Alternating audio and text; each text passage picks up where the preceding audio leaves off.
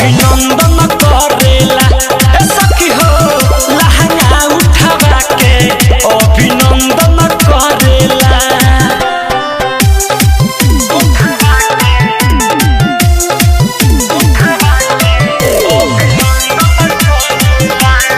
Music by Mantu Manish.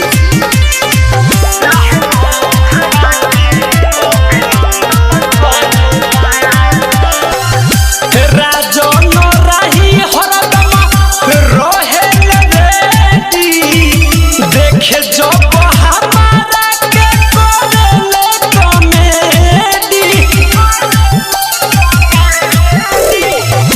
Mantu Manish हरदम रहेले ready.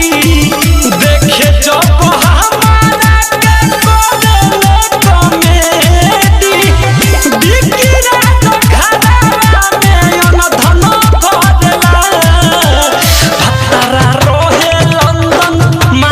चंदन करेला लहंगा उठावा के अभिनंदन करेला ए सखी हो लहंगा उठावा के अभिनंदन करेला।